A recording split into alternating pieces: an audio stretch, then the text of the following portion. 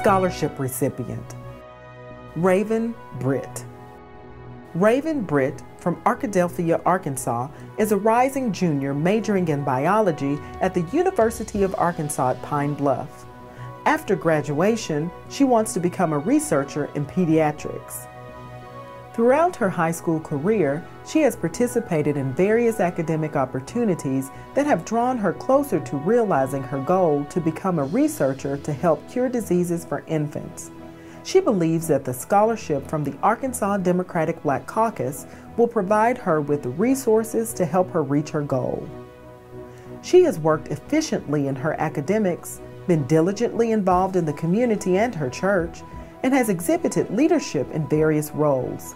Among these organizations, Britt is a strong advocate of serving her campus and community in any way possible.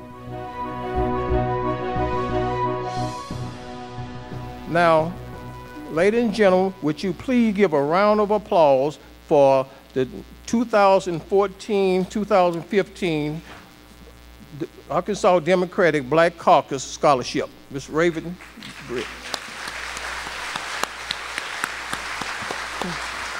Thank you.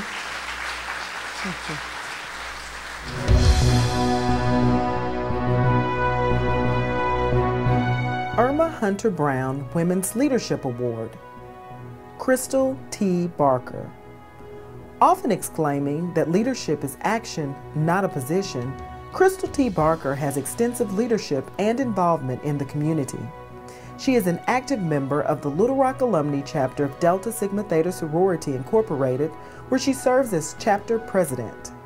Under Barker's leadership, the chapter has grown to 346 financial members, winning numerous recognitions and awards for leadership and community service. Additionally, she is the Director of Training for Parent Points Incorporated, a parenting program, and founder of Hilton Chandler and Vance Pig Dotson Scholarships. Currently, Barker is the Staff Development Coordinator for the state of Arkansas. She is the mother of one daughter, Ashley, whom she says is her motivation and inspiration. Seizing every opportunity to share the love of God with as many people as she can, Barker was obedient to God and invited Deborah and Liberty to her family circle. To God be the glory. Thanks to the members of Arkansas Democratic Black Caucus and Ms. Irma Hunter Brown. Thanks to my family, my mother Ernestine and my daughter Ashley, friends and sorority sisters of Delta Sigma Theta Sorority Incorporated. To our 22nd National President, Dr. Gwendolyn Boyd. And a special thank you to the members of the Little Rock Alumni Chapter of Delta Sigma Theta. I accept this award on behalf of every young girl and woman that God placed in my path to support, encourage, motivate, follow, and lead. When I was notified of this honor, I said, who, me?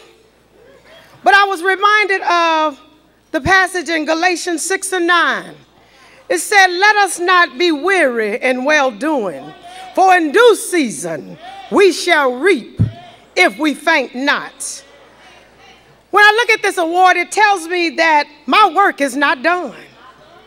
This award tells me that God has much to do through me.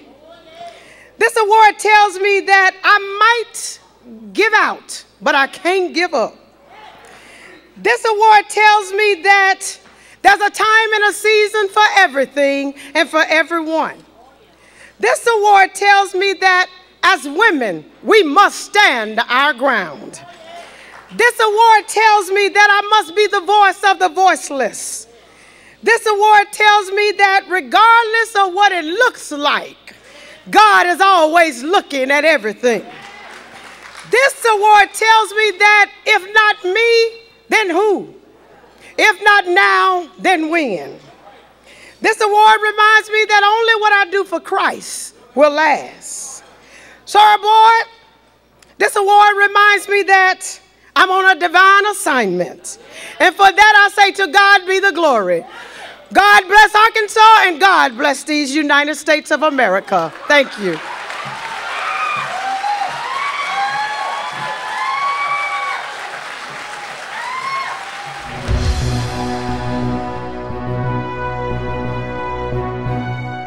E. Patterson Education Award. Dr. Phyllis Nichols Anderson. A champion for youth and families and driven by God's calling and her determination to improve the quality of life for others, Dr. Phyllis Nichols Anderson has more than 25 years of experience in public education. She is a Senior Vice President for Lighthouse Academies Incorporated and serves as the State Superintendent for Lighthouse Schools in Arkansas. Her work as an educator had taken her across the country.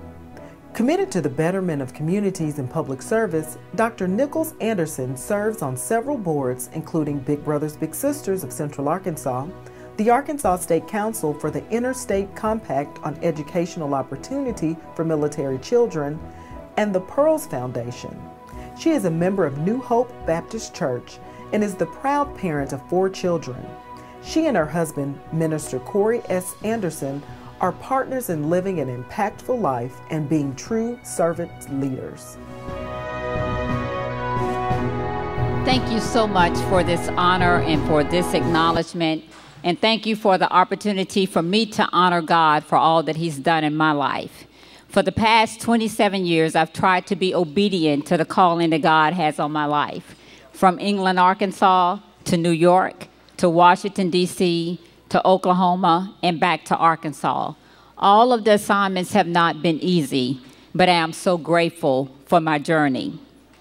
God is clear about where our hearts should be.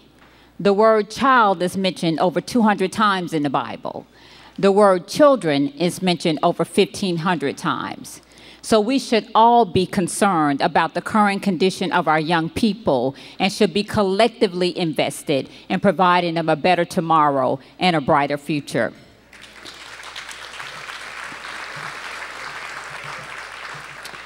For in the words of James Baldwin, for these are all our children, and we will either profit by or pay for whatever they become. I want to thank the Arkansas Black Democratic Caucus for continuing to uplift the legacy of Mr. Thomas E. Patterson and the work that educators do each and every day. Thank you.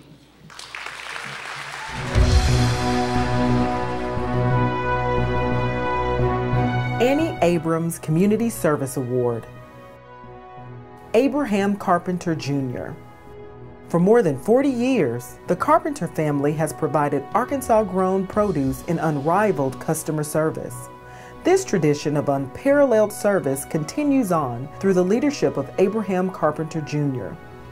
Carpenter is the manager of Carpenter's growing enterprise, has served as a member of Mike Beebe's African American Advisory Committee, the Arkansas Hunger Relief Coalition Board of Directors, Arkansas Vegetable Growers Association, Arkansas Land and Farm Development, Delta Community Development Corporation, and the Delta Farmers Cooperative Board of Directors, among others. Carpenter also serves as a member of the Arkansas Parole Board. Despite his great success, Carpenter maintains a strong sense of humility. He credits his ability to thrive and grow to strong work ethic and an abiding spiritual faith. I'd like to say good evening to everyone. I'd like to thank all of you for being here this evening. I'd like to thank my little darling, Imani, for nominating her dad for this prestigious award. I'd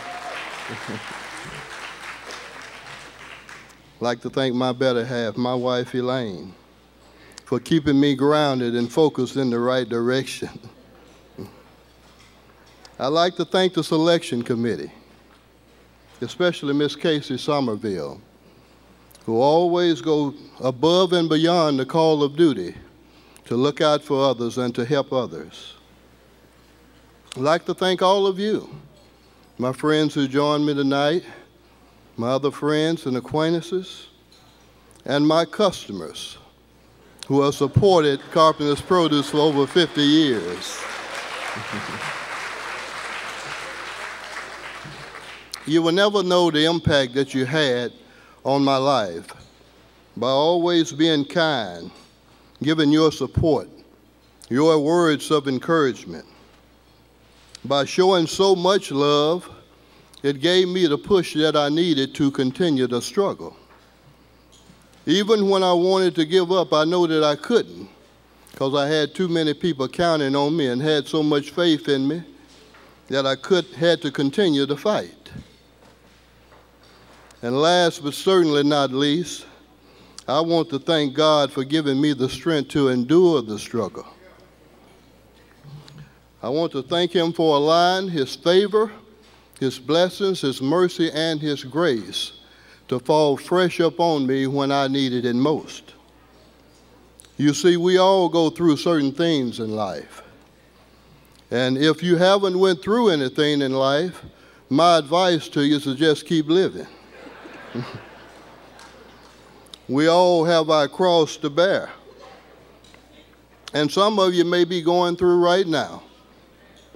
But I stopped by to tell you tonight that whatever you're going through, whatever you need, it may be healing, it may be comfort, it may be deliverance from anyone or anything, even an addiction. I can tell you, you can find it, though, in the Word of God. Someone asked me the question the other day, what are my keys to success? And I wish I could keep that little secret all to myself, but I can't. But see, because my success is a gift that's given by the God Almighty, and it's free to everyone who wants to accept it. You see, when you trust God and cast all your cares upon him, and put all your burdens upon him, he'll give you peace in the midst of a storm. He will deliver you when it seems like all hope is gone. All we have to do is repent of our sins with a sincere heart and ask of the Father in the name of Jesus, and it shall be granted. Now, I'm not holier than thou, and I too have sinned and fallen short of God's glory. And sometimes I feel that I'm not even worthy nor truly deserving of all the goodness that God shows to me. But the good news is that God is a merciful God. And if you just ask him and trust him, he will make the rough places smooth. He'll make the crooked places straight. He'll open doors and windows that have been nailed shut for years. And he'll pour out more blessings than you will be able to receive. A familiar passage, which I think is very befitting, is Psalms 23. The meaning is so simple that sometimes I think it's simply overlooked. It states that the Lord is my shepherd, that I shall not want. He maketh me to lie down in green pastures. He leadeth me beside the still waters. He restored my soul.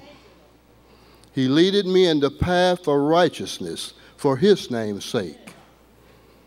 Yea, though I walk through the valleys of the shadows of death, I will fear no evil, for thou art with me. Thy rod and thy staff, thou comfort me. Thou preparest the table before me in the presence of thine enemies. Thou anointed my head with oil, and my cup runneth over.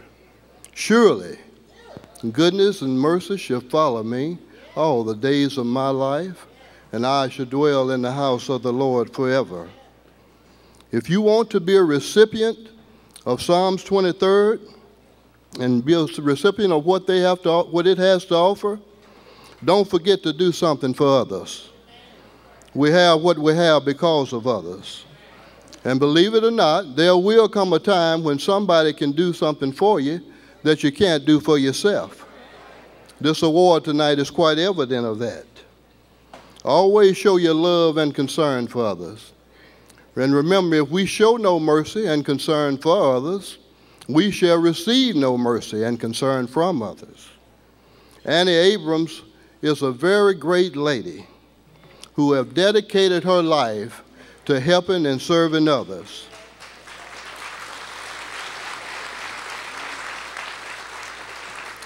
If she had $1 for all the people that she's helped, she would be a multimillionaire. Because, see, when you stand up for truth and you stand up for justice, you not only affect and impact the people within your community and your state, but it spills over and reaches the nation. So I ask you tonight to stand up for truth and stand up for justice, even if you have to stand alone. But I can assure you that you are never alone, because if you stand up for what's right, God will stand with you, and He has a band of angels to protect you. I accept this award tonight on behalf of my family and the many unsung heroes who are also so truly deserving of this award. I love and I appreciate you all, and have a wonderful night.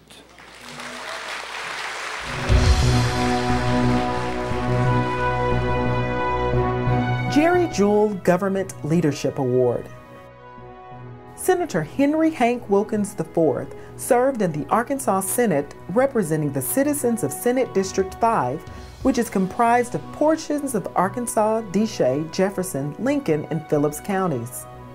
Prior to the Senate, Senator Wilkins served in the Arkansas House of Representatives, where both his father and mother served.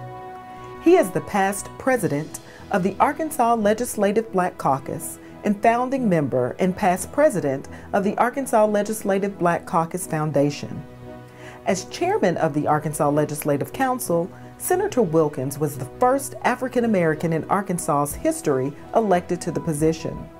During his tenure in the Arkansas General Assembly, Senator Wilkins served in various leadership capacities. Senator Wilkins and his wife Phyllis have two sons, Hank Wilkins V and Wesley. Good evening. I was told that I had 2 minutes. Where's Mr. Carpenter? He took my other 25 minutes.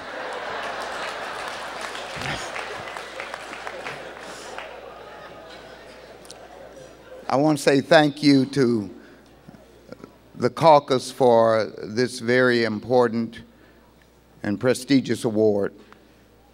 Of course, I knew Dr. Jerry Jewell very well my entire life up to the point of his passing, and he and my father were among the first African Americans who served together in the Arkansas General Assembly since Reconstruction of the 1800s.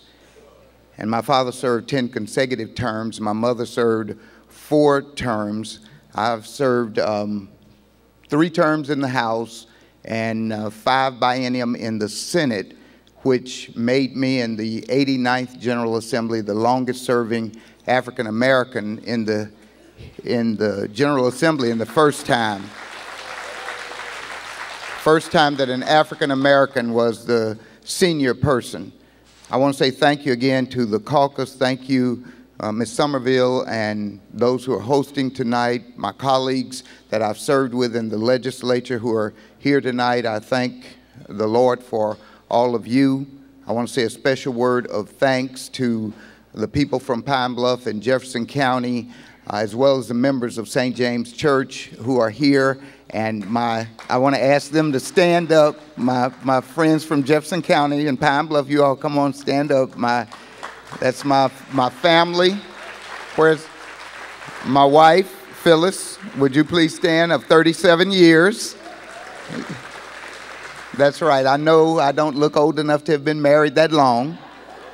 But I do want to say thank you for this award, and it's a bittersweet occasion in the sense that having been term limited, I'm not able to do the things I was able to do before to help people, but because I am also a pastor, I continue my efforts and assisting UAPB, and I'm thankful for those who come behind me, and I hope we all remember that we stand upon the shoulders of those who have come before us.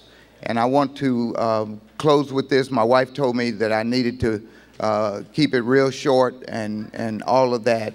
And I told her, be quiet and eat her chicken. But as the video was playing and I was thinking back over over all the things that were being said and the many years of service that I've tried to provide with integrity on behalf of the people of the state of Arkansas. I'm reminded of the time that I preached a revival in Parsons, Kansas. And as I was being introduced, there were tears coming down from my eyes. And so the pastor that was beside me said, "Are you okay?" And I told him, "Yes, I'm just fine." And he kept looking at me and he handed me a handkerchief and he said, "Are you okay?" I said, "I am fine." He said, "Well, I noticed the tears." And I said, "Well, Pastor, the reality is that I'm not thinking about what was said as I'm being introduced, but I'm thinking about what's between the lines, what it takes to accomplish those things and to make it to that point." And so I give God the praise, the honor, and the glory, and I thank my family, my wife, my son Hank Wilkins V, who's sitting over there, my son Wesley, and the members of St. James. I just say thank you to the people of Jefferson County, the chairperson of our Democratic Party in Jefferson County, and his lovely wife, Miss Faye Wilkins Davis. And to all of you, God bless you, and thank you for all that you do to make Arkansas a better place. And unlike my good friend, Mr. Carpenter, I yield the rest of my time. Thank you.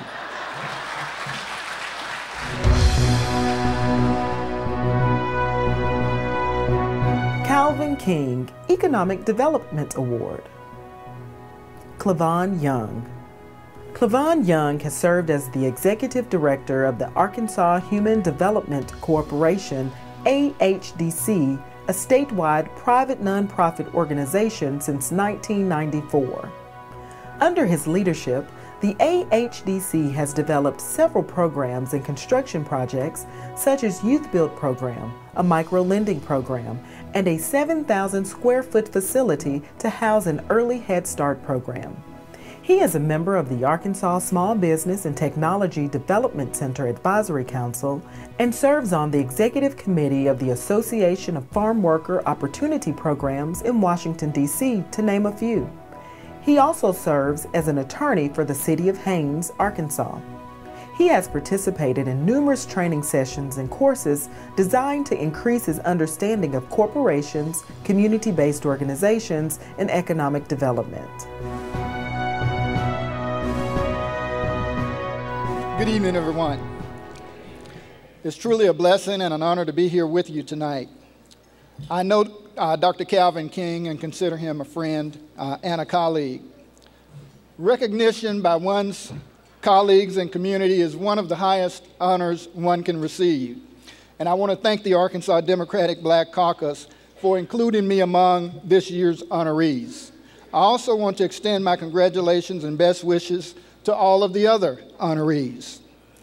29 years of my 30-year career have been spent with Arkansas Human Development Corporation or one of its partner agencies.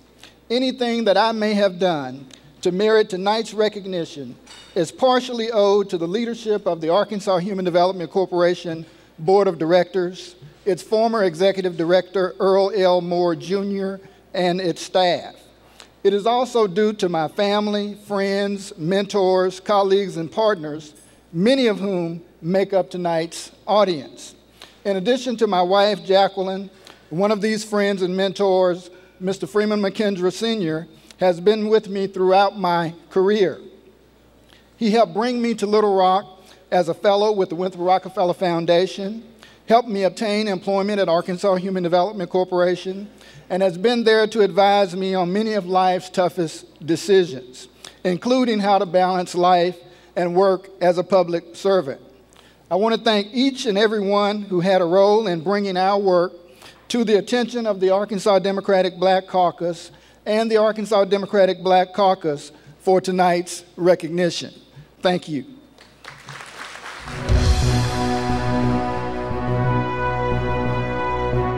President's Award. Regina Stewart Hampton. Regina Stewart Hampton is a proud lifelong citizen of Little Rock's East End. In 2014, she was elected as the Democratic nominee for state auditor. Regina's community service activities include Girl Scouts of America, the College Station Community Development Incorporation, NAACP, and the Beta Pi Omega chapter of Alpha Kappa Alpha Sorority Incorporated. Regina is married to the Reverend Dr. R.J. Hampton and stepmother to Timothy Hampton, Dr. Jeffrey Hampton, and Regina Lenora Hampton. You know, what God does is glorious, and it is splendid, and it is good, and His goodness continues forever and ever and ever. It is with the deepest sense of humility that I accept this honor on behalf of all the people of this state that are responsible for this wonderful honor and recognition. And on behalf of my fellow candidates that forged a respect and friendship that will last forever. And to the president of this great organization and its members, Casey Somerville. And to the parties, President and Vice President Vince Isoloka and Senator Joyce Elliott, thank you for the most fantastic night of my life. And if I may, in the vernacular of the young people, you guys really rock. And to everyone who encouraged me, who gave me a donation, who prayed for me, who spoke well of me, and who voted for me, I thank you.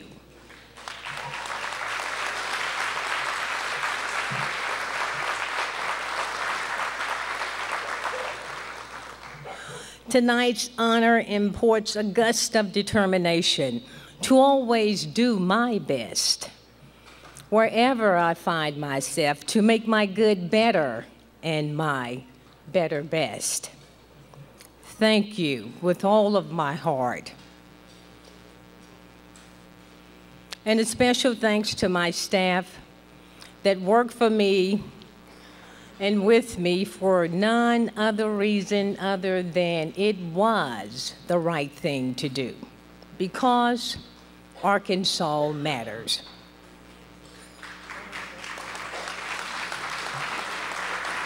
Thank you. To Barry Jefferson and Charles King and Larry Flowers out there, thank you guys for keeping me on track and on schedule to be where I was needing to be. And last, to the incomparable Dr. R.J. Hampton, the love of my life.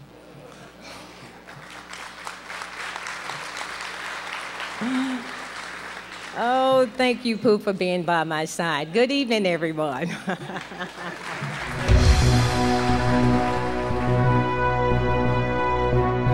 Lifetime Achievement. Cleveland King Wilson. A native of Hamburg, Arkansas, Cleveland K. Wilson's life took a different spin in 1975 when he joined Hamburg Lodge number 232, later becoming the Worshipful Master. He continued on this course, joining all houses and serving as High Priest of the Holy Royal Archmasons. As Grand Master, he considers his greatest accomplishment as occurring in August 2005 with the purchase of the new Masonic Temple as a united endeavor of the Royal Grand Chapter and the Prince Hall Grand Lodge. He is a member of the Mount Zion Missionary Baptist Church, where he has served as assistant Sunday school teacher for the men's class, president of Baptist Training Union, and youth director. He is presently a member of the praise team, which he enjoys to the highest. He and his wife, Dorothy, have 2 sons, 5 grandchildren, and 1 great-granddaughter.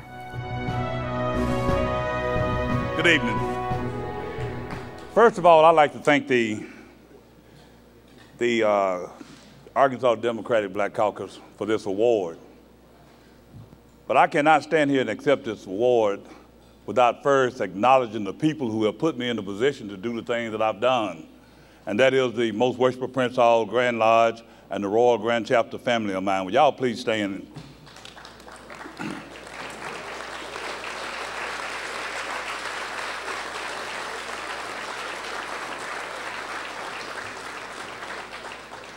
These are the people that have made it possible for me to be here. And I'm not going to do like everybody else, you know. They got up with these long, elegant speeches. I'm just going to say to each and every one of you, I've never seen a conversation that I could walk away from. But I do appreciate this award. Thank you, each and every one of you. Good night.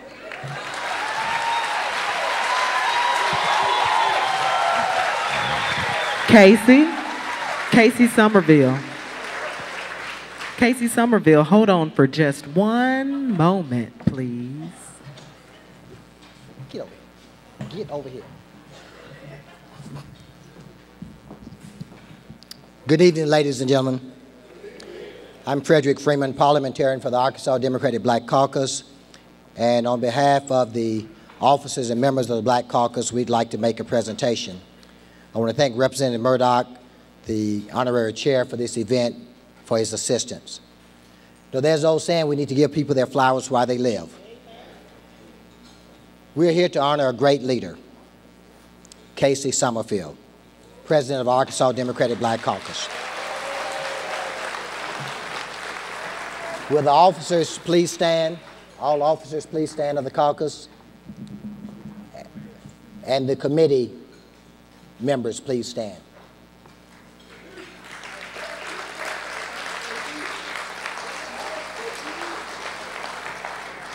Casey, we love you. We thank you for putting up with us. You are a great leader. 5 years of service. We hate to see you go. Thank you very much. To introduce our speaker, please welcome Dr. O. Jerome Green, President, Shorter College.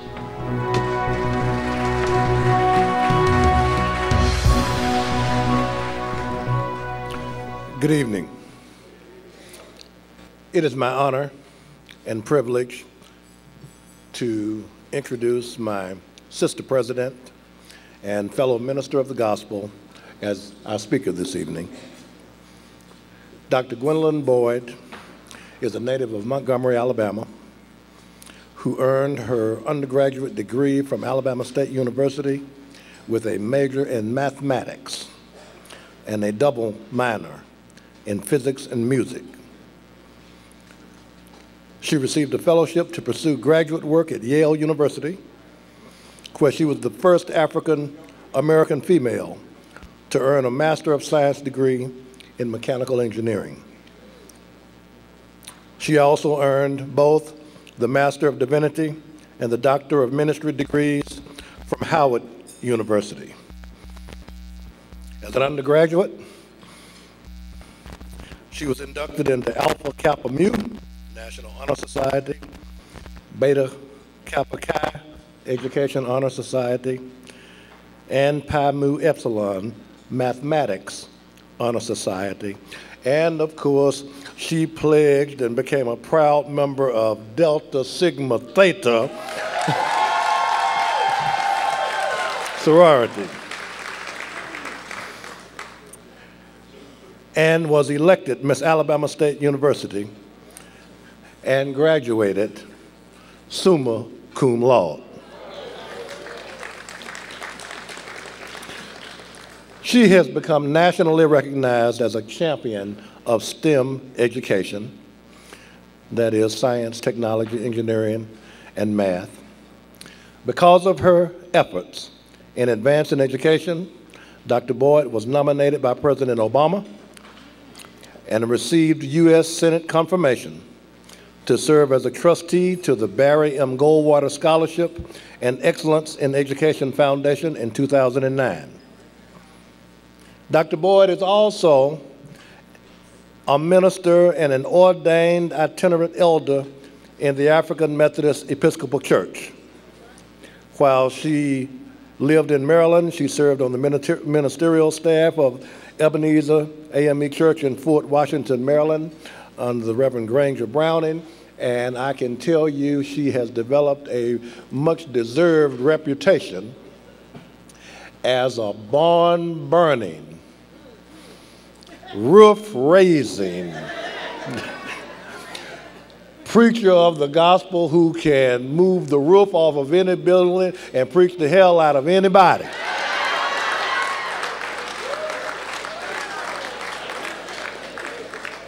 So buckle up. You are in for a treat tonight. She has served as the 22nd National President of Delta Sigma Theta Sorority. In that position, she became known as the Technology President. She helped to establish technology in all facets of the sorority's activities. Her 4-year tenure as president included a number of transformative accomplishments, including launching the Project C, that means Science in Everyday Experiences, and an initiative funded by a $1.6 million National Science Foundation grant. In 2013, she served as the chairman of the sorority Centennial Celebration, which involved organizing a year-long series of events culminating in Washington, D.C. She's a lifelong community servant, having served on many boards and commissions, including Links Incorporated, Children's National Health Center, the National Partnership for Community Leadership, United Way, and many others. She has earned dozens of awards and honors, including 2 honorary doctorates and congressional recognitions. She has been honored with the keys to 28 cities throughout the country, declarations of Gwendolyn Boyd Day in 8 cities, civic citations and various leadership awards, as well as other professional awards. Won't you join me, please, in giving a warm Arkansas Black Caucus welcome to my new friend, Dr. Gwendolyn Elizabeth Boyd, the 14th president of Alabama State University.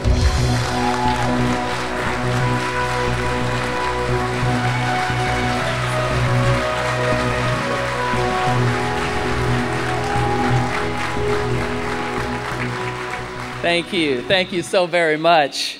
If I were appropriate, I would just say amen and sit right back down. But thank you very much, Dr. Green, for that very kind and generous introduction. Good evening to all of you. And first, we give honor to God for blessing us to be here at this place this evening. And I know all the preachers that have preceded me promise you I will not preach tonight. Because I do understand the timing of the program. But we're going to let the Spirit move as is appropriate. To Casey Somerville, President of the Arkansas Democratic Black Caucus, and all of the officers and members of the Arkansas Democratic Black Caucus, we honor you and thank you for 11 years of doing what is appropriate and what is so desperately needed, not only in Arkansas, but throughout our country. So we congratulate all of you for 11 years of progress. To all of the honorees this evening, congratulations to you and continued blessings for you as you move forward doing God's work in this community. Of course, to the members of the Panhellenic family, we greet all of you, but I must, as always, honor my sorors and Delta Sigma Theta who are here this evening, and I thank all of you for coming out. My sisters in the Links who may be here this evening, we honor you and thank you for being here this evening as well. And to all of the elected officials who are here tonight, We thank you for your work and your service. We know it's not easy. It may look easy to the people on the outside, but we know that what you do is truly God's work as you put your hand to the plow and make a difference for those who live in these communities. So we honor those who are our elected officials this evening. And anybody else who's supposed to be acknowledged, please consider yourself acknowledged right now. Because I'll be acknowledging all evening long. Just turn to your neighbor and say, she just acknowledged you. But I do bring you greetings on behalf of the board, the faculty, staffs, and the wonderful students of Alabama State University, the oldest and the largest HBCU in the state of Alabama. And we are certainly still reeling and rocking in the river region, which is what it's called, between Selma and Montgomery, as we continue the celebration of the 50th anniversary of the March Bloody Sunday and the Voting Rights Act. And I know many of you probably watched it on television. Yes, there were thousands and thousands and more thousands of people in Alabama. We ran out of hotels and everything. But it was an important mark in history as we celebrated the 50th anniversary of the Voting Rights Act, and as our president came to Alabama and all of the others who came to not only remember where we've come from, but acknowledge that if we don't pay attention, we're not going to have a future to go to. So even as the thousands who were part of the crowds that swarmed the region over the last few days departed, the question to all of us, not just in Arkansas and in Alabama, the question to all of us is, what now? They marched 50 years ago for freedom. They marched for the right to vote. We saw this commemorated in the movie Selma. And just because the Oscars didn't give it recognition, we gave it recognition because we know it told our story. But as we watch them march for freedom, for our freedom, the title of one of Dr. King's books speaks boldly to us tonight, and it says to us, where do we go from here? Chaos or community? And it poses a perennially appropriate interrogative and forces us to affirm our place in time and eternity. It makes us ponder what has really happened over the last 50 years. Has our time been fruitful? Have we really moved forward? Or have we been cloistered about through our country's struggle over race, and also about our larger quest for freedom and justice? As your chairman was talking about whether or not the Republicans want peace and prosperity, the question or the answer is they want both. They just don't want it at the hands of a black president.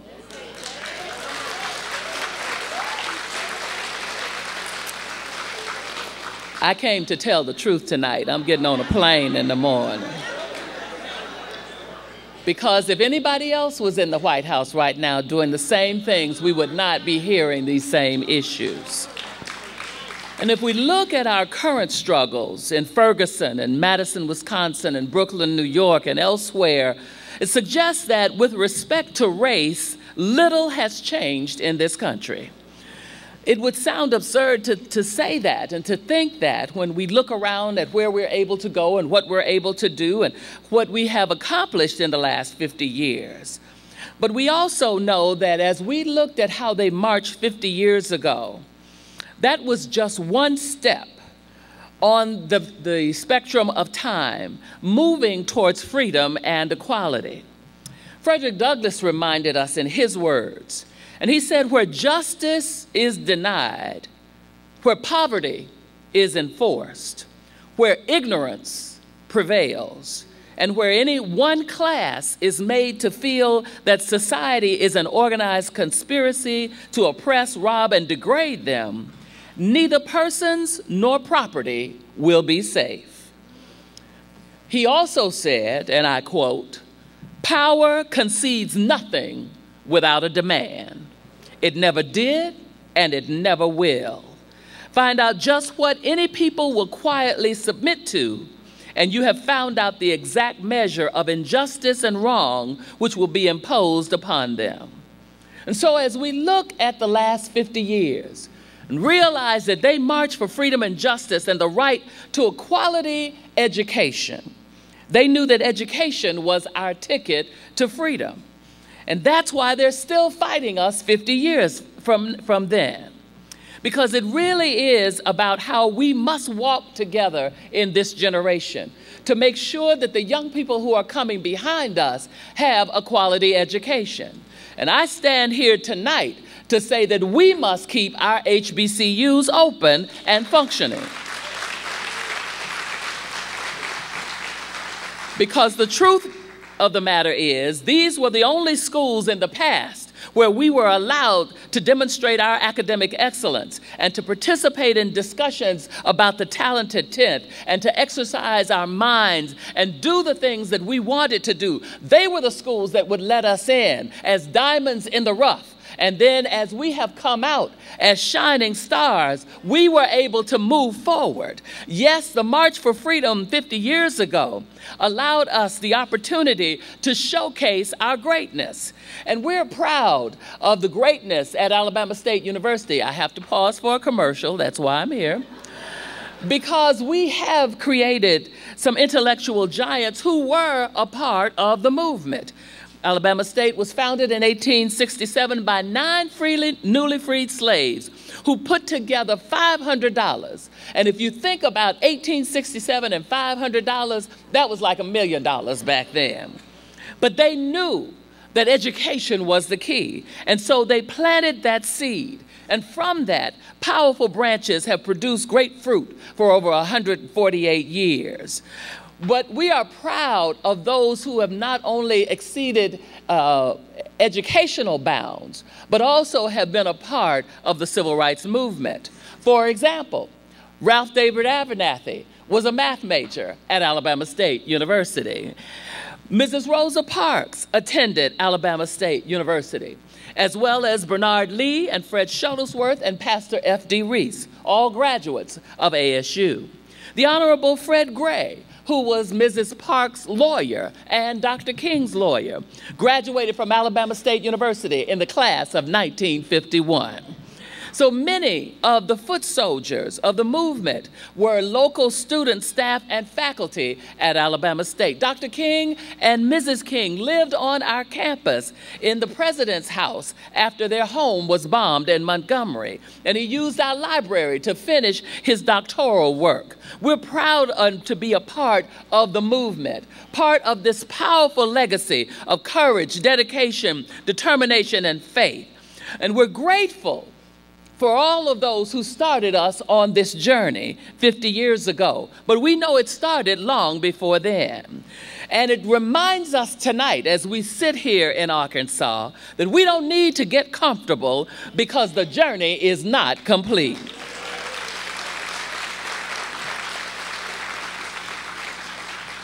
The DNA of malevolence is ever present and being used every day to restrict us and suppress our progress.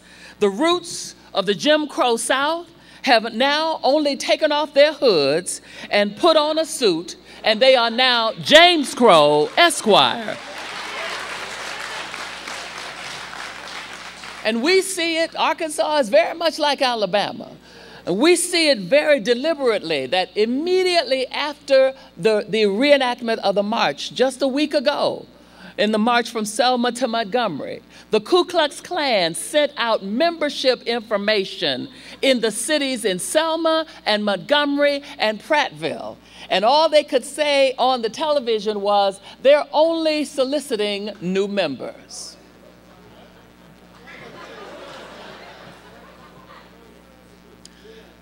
The boldness of the malevolence of those who want to spread hate and divisiveness continues to grow when good people sit back and don't say anything.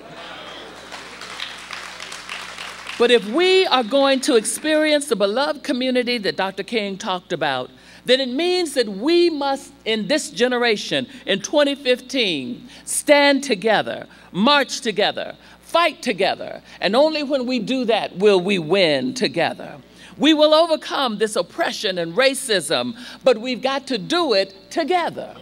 And so it means today, my brothers and sisters, that we've got to be fearless. We've got to be fearless in the face of evil, because evil has a new boldness in 2015. When we look at the issues in our community, our children are dying as they're being subjected to a cradle-to-prison pipeline that's using third-grade test scores to determine how many prisons they're going to build to put them in. We've got to be fearless in the face of evil that wants to suppress our right to vote. They've sucked all the wind out of the Voting Rights Act. And what are we doing about that? Are we really speaking up as we look at voter ID laws that are trying to stop us from voting after we watched all of these people be beaten and bloodied for us to get the right to vote? It's more than getting people registered to vote. It's about educating them on what the issues are and then getting them to the polls. Single-digit voter registration and participation is sinful. When we look at the people who died for the right that we have, and we don't want to go exercise our right if it's raining outside.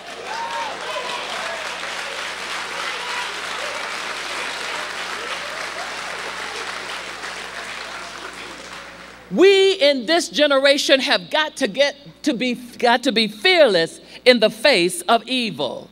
When our detractors have gained new boldness, we're dealing with institutional racism and systemic sexism because our enemies are now able to say anything they want to say about those of us who are trying to move forward.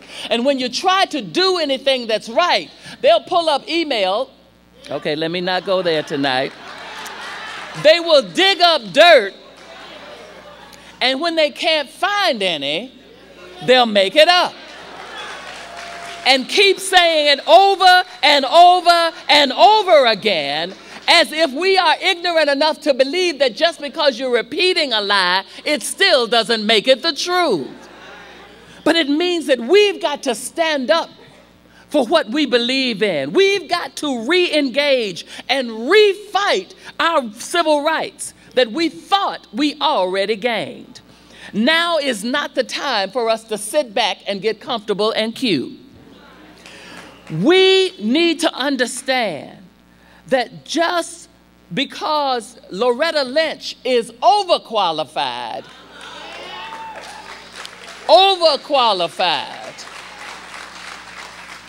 that is why they are trying to keep her from getting the vote, because they know the power she will bring to the office as our next Attorney General. But the devil is a liar. She will be the next Attorney General. But it will only happen when we do what we're supposed to do and be a burr in the saddle of those who are trying to keep her from where she's supposed to be and stop many of us from moving to the places where we want to be. Dr. King was right. The alternative to community is chaos. And so as we look at this generation, again, the question to us is, where do we go from here? We've got to be fearless in this generation as we look at the violence and incarceration rate that's killing our young black men, as we look at the history of that from Emmett Till to Michael Brown, the demonization of people of color, University of Oklahoma, Sigma Alpha Epsilon. When we look at gender inequality, where women are still paid 77 cents for every dollar that a man makes for the same job. And women and girls around the world deserve to have an education and stop being the victims of human trafficking. We have to be those who will speak up in this generation when we see a criminal justice system that lacks teeth, because they don't want us to move forward and do what is right. When we see racial profiling and redlining by banks, and when we see a system, a state system that can find money to build prisons, but they can't find money to build high-tech schools to educate our young people. It means that we've got to stand up and do what is right. We've got to be the role models for the next generation. They've got to see the fight in us, just as we saw the fight in the people who came before us. Dr. King said it best: nothing in this world is more dangerous than sincere ignorance and conscientious stupidity. It was truly faith that allowed our ancestors to walk together into the face of the enemy, because they knew that their cause was just and it was right.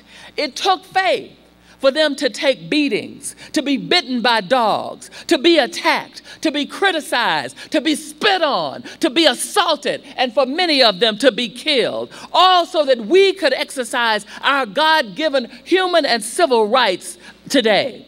And now is not the time for us to give up.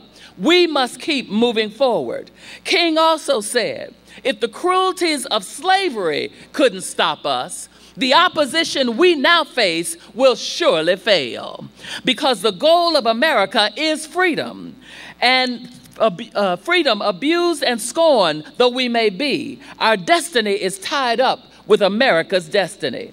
So we've got to be armed with the right information, and we've got to have the right attitude that we will be fearless in the face of our enemies.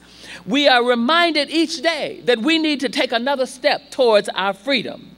And when we can respect each other because of who we are and whose we are able to take another step forward. Human progress, King said, is neither automatic nor inevitable. Every step toward the goal of justice requires sacrifice, suffering, and struggle. And so it is that we pause tonight and pay homage to the courageous men and women who made tremendous sacrifices for us to gain ground and walk in the corridors of power and tread the paths where we are today. But the question to us tonight is, do you think we are making progress? Because yes, we can be moving, but are you moving in the right direction? Are we continuing to make meaningful, substantial, significant contributions in this day and time as those who came before us did? Are we providing the adequate role models for our young people to emulate in order for them to understand how to succeed? Because now is not the time for those of us who think we've made it to get amnesia and think that we got here all by ourselves. We understand that we are standing on the shoulders of our mothers and fathers and great-grandmothers and grandfathers, Big Mama and Papa, and all of those people who pulled us up when we thought we were doing something so big and awesome and said to us, you need to get a college education. You need to make sure you have smarts up here. They didn't have all the degrees, but they made sure that they put together their money so we could go to college and we could have an opportunity to change the world. They were men and women who knew the power of prayer, who knew that if God be for us, he was greater than the whole world against us. They could see and envision future that we are living in now. They kept their eyes on the prize. They stayed focused. They never flinched, they never backed up, and they never retreated. And they did more with less. More with less than with all that we have available to us today. So what is our excuse? Why are we not able to continue to move forward? Because today we celebrate those who brought us to this place. We stand squarely on their shoulders, and we need to get our shoulders ready for the next generation to stand on ours. And it means that we've got to embrace these young people. No, you don't understand their music. No, you don't understand what they're talking about. But when you were young, nobody understood you either.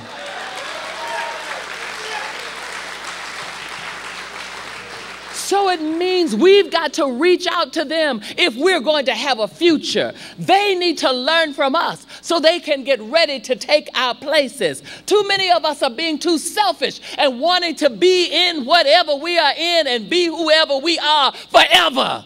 Young people need to come and take your place. Teach them how to be leaders. Teach them how to be strong. Teach them how to be fighters in this generation.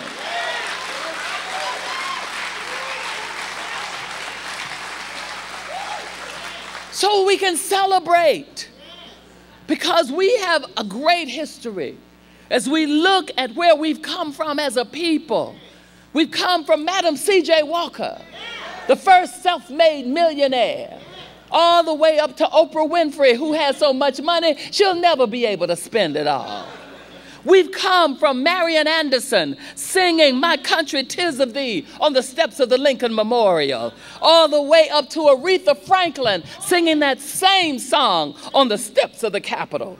We've come as a people from Fannie Lou Hamer to Barbara Jordan, from Harriet Tubman to Maxine Waters, from Langston Hughes to Will I Am. We've come from Sojourner Truth to Sonia Sanchez, from Frederick Douglass to Jeff Johnson, from John Hope Franklin to Henry Louis Gates. We've come as a people from General Benjamin O. Davis to General Colin Powell, from W.B. Du Bois to Michael Eric Dyson, from Roy Wilkins to Ben Jealous, from Benjamin Hooks to Reverend Al Sharpton, from Phyllis Wheatley to Nikki Giovanni. We've come as a people from Thurgood Marshall to Eric Holder, from Dr. Charles Drew to Dr. Jeff Underwood, from Rosa Parks to Regina Benjamin, from Dr. Mary McLeod Bethune to Dr. Dorothy Irene Height, from Nat King Cole to Brian McKnight, from Cab Calloway to Usher, from Hattie McDaniel to Monique. We've come from Bessie Coleman to Joan Higginbotham, from Diane Carroll to Suzanne Douglas Cobb. We've come all the way from Dorothy Dandridge to Taraji Henson, from Roberta Flack to Mary J. Blige, from Leontine Price to Denise Graves, from Bessie Ramey to Beyonce, from Lena Horne to Layla Hathaway, from Ruby Dee to Angela Bassett. We've come from Carl Rowan to Lester Holt, from Doug Williams to Tony Dungy, from Althea Gibson to Venus and Serena Williams, and from the first African-American to run for president, Shirley Chisholm, to the election and re-election of the first African-American president, Barack Obama. We have come a long way.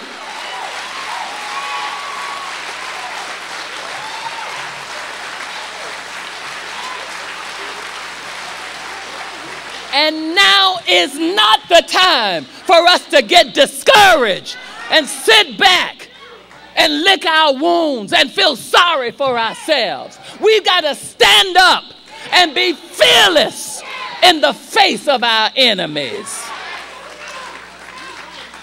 Dr. King reminded us we will either live together as brothers and sisters, or we will die together as fools. So it says to us tonight that the journey may be long, but we can make it. But we can only make it one step at a time. There's no app for it. You can't Snapchat it, Instagram it, Facebook it. You've got to put one foot in front of the other and do it one step at a time. So I leave you with this thought. And it comes from AT&T, an old motto they have. And it says, rethink possible. Tonight, Arkansas, I need you to rethink the possible. Because Shannon Alder said to us, every game is winnable if you change your mind about what the prize should be and your perspective about who the players are at the table. So the question is, are we there yet? No. But we are on our way. Movement is good, but you've got to make sure you're moving in the right direction. The definition of progress inherently is advancement, improvement, development, forward movement. And in order to make progress, you've got to move forward. Dr. King said, we must accept finite disappointment, but never lose infinite hope. So we are on the move. It means that we've got to continue to sponsor voter registration, voter education, and get out the vote programs in our community. We've got to combat voter suppression with all of these new voter ID laws. We've got to be those who are part of full restoration of voting rights for individuals who have paid their debt to society and now should regain their right to vote. We've got to be those who support the Affordable Care Act when other people are making fun of it. We've got to be those who support our HBCUs because a generation of young people needs them to stay open so they can get an education. We've got to be those who are supportive of voting rights because they are critical to our success. We have to help people understand that when you don't vote, you don't count. And voting affects everything in your community. It affects when your trash gets picked up, what happens in your neighborhood, if there's a polling station there or not, if there's a landfill there or not, the quality and the quantity of veterans benefits, the quality and quantity of education for our children. So, my friends, I remind us tonight that now is no time for business as usual. This is a time for unusual people with unusual commitments to solve unusually difficult problems. And we thank God tonight for cutting through the chaos and showing us through His Word how to live in this generation. We can move from vision to victory if we rethink the possible. If we continue to believe in the power of the one who lives inside of us, who shows us every day how to think and how to live and how to be. And as we rethink what is or might be possible, I remind us never to underestimate the power of a dream. We've got to live on purpose, know what we want, and don't ever settle for second best. We got to be bold, take risk, think outside the box, and if necessary, destroy the box to get what you need to do.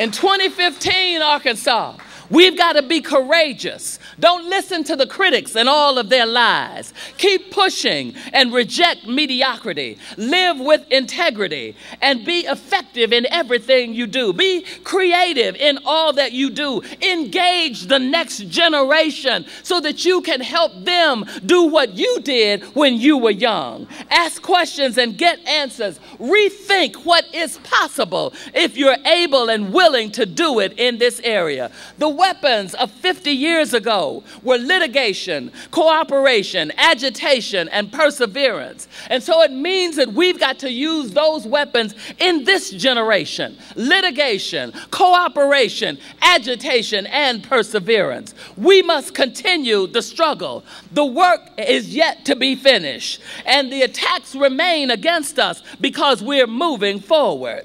We have to know that we can't get tired right now. Education is still the key to what we want and what we need in this generation.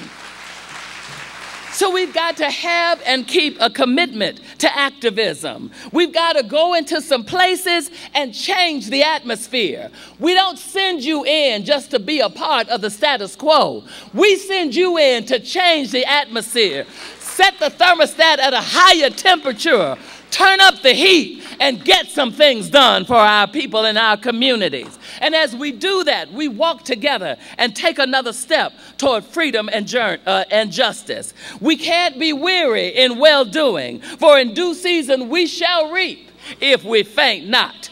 We have to turn up the heat in our communities and know that no weapon formed against us will be able to prosper. Turn up the heat, Arkansas, in your communities, and know that all things will work together for good to those who love the Lord and are called according to His purpose. Turn up the heat and know that David did take down Goliath. Turn up the heat, Arkansas, and know that greater is He that is in you than he that is in the world. We can't give up now. We've come too far, done too much, suffered too long. We can't throw in the towel. We've got to be fearless in the face of our enemies. Leave tonight with renewed courage. Leave tonight with a renewed vision. Leave tonight rethinking what is possible. Leave tonight turning up the heat, Arkansas, so that you can do great things. Don't let the enemy stop you. Don't let him confuse you. Don't let him distract you. Turn up the heat and know that you can make a difference. You can bring new things about into your community, and you can do it and help our young people know they too can get on the road to success. And I leave you with this poem that says the road to success, it's not straight. There's a curve called failure, a loop called confusion, speed bumps called friends, red lights called enemies, caution lights called family. You'll have flat tires called jobs, but if you have a spare called determination, an engine called perseverance, insurance called faith, and a driver named Jesus, you'll make it to that place of success. Turn up the heat, Arkansas. Get some things done.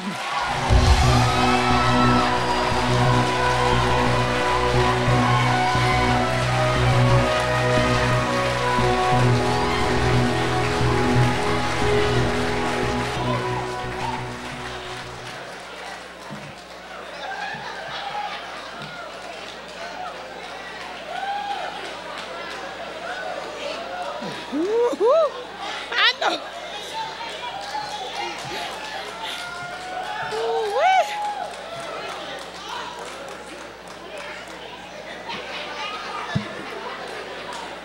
That's a really tough act to follow, really.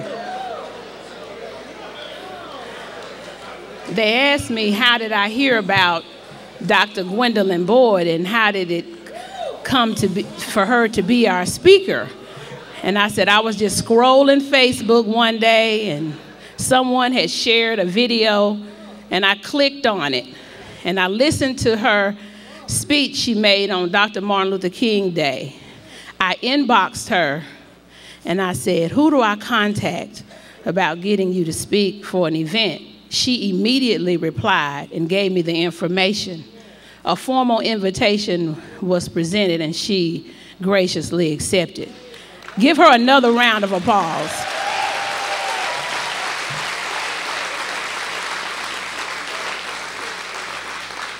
Good evening. God be praised.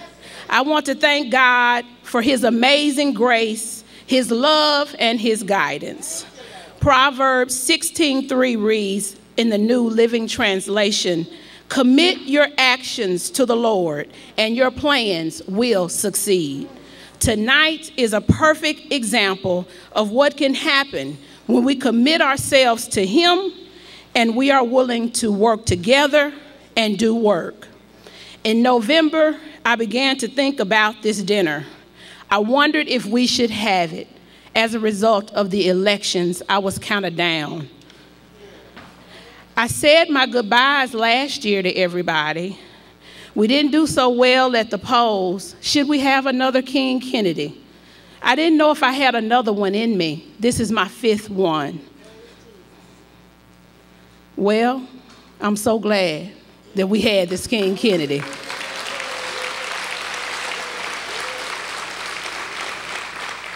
I didn't expect to be here again in this official capacity, but God's plan is at work, and I am here.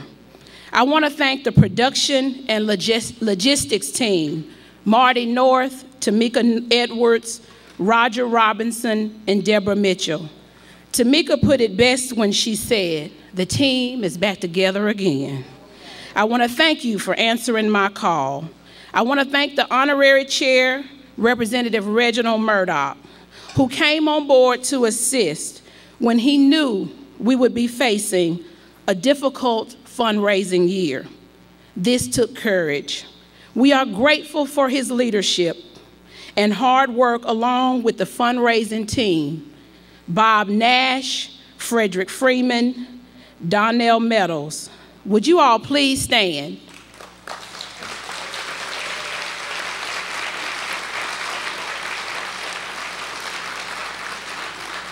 Wonderful job, wonderful job. We want to thank the Arkansas Democratic Black Caucus officers, the King Kennedy Committee, the chairs, the committee members for your hard work and for all of your efforts. Please refer to your book for a complete list of names.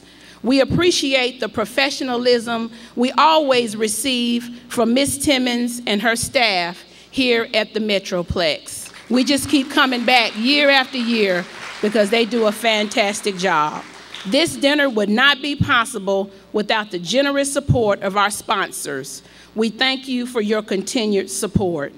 Dr. Boyd, thank you. Thank you for traveling from Alabama to Arkansas to serve as our keynote speaker. That's a confirmation that when you're guided by someone higher, that it'll work out. We want to thank all of our program participants. We thank you, Representative Hodges, for serving as our MC this evening. Wonderful job. We congratulate my homegirl, Miss Raven Britt, for winning the scholarship tonight. To date, the Arkansas Democratic Black Caucus has awarded $3,500 in scholarship monies to deserving students attending HBCUs. We hope to continue and to do more in the future, and with your support, we can. I want to recognize my family. Mr. Somerville is not here today, but he is always there to support me in all my many endeavors and all of the new things that I do. So I appreciate him. My daughter is here. She was working on the front. You may have seen Jade. I thank her for styling me this evening. For those of you who don't know, she is a personal stylist. She is a graduate of UAPB with a fashion merchandising, textile, and design degree, and she is using it. She's using it. So I appreciate her for being here today. My son had cheerleading practice. All of you know that most of you know he's a competitive cheerleader and hopes to cheer in college next year. And they're getting ready for a big competition, so he's there tonight practicing. I thank my family. I also want to recognize Clark County because this is the first time that we've had a large representation of people from Clark County at this dinner.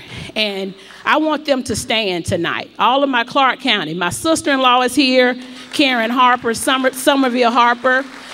We have a table back here, my sister friend. I'm just so glad to have Clark County in the house tonight. I want to thank them for allowing me to serve them.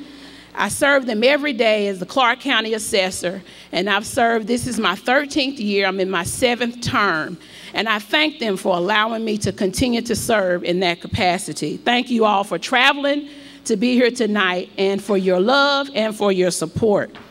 Throughout this dinner, I've encountered people who have confirmed for me that I am doing something right. It has not been easy, but with dedicated people, and you know who you are, who are not here for me, but they're here for the caucus. They are supportive of the caucus. I thank you. I thank you so much from the bottom of my heart. I thank you, and I pray that there's an extra blessing that God places upon each of you. I want to personally thank those who are in the trenches at the state capitol right now. We know it's not easy and that you all are working hard. Some were not even able to be here tonight because they are at the Capitol. They are in committee meetings. They are rallying at the Capitol. So we appreciate you, all of you legislators, for what you are doing. You all have a hard job and you make it look easy, but I know running for political office takes courage. It's not easy, but we appreciate you. Keep up the good work. Leading this caucus has not been easy, but it has been worth it. My term will officially end in July. I said that last year, didn't I? Well, they didn't want to have an election during election year, and so they changed the bylaws, so I got to stick around another year. But it will officially end in July. I'm not going away, but I won't be in this official capacity. So I thank you for allowing me to serve you for almost 5 years as president of the Arkansas Democratic Black Caucus. All positions will be open. So if there's anyone out there, members that are interested in running for a position for president, vice president, all of secretary, we need you. We need you to step up, and we need you to take on this role. Let's take this caucus forward. Let's continue to do great work. If you want to join the Black Caucus, we have a membership table in the back. It's $25 a year or $150 lifetime. Ms. Charles Hill is our treasurer. She will be sitting back there. If anyone is interested in joining, you can also join via our website, which is listed in your program book. I will end by thanking the caucus again for allowing me to serve.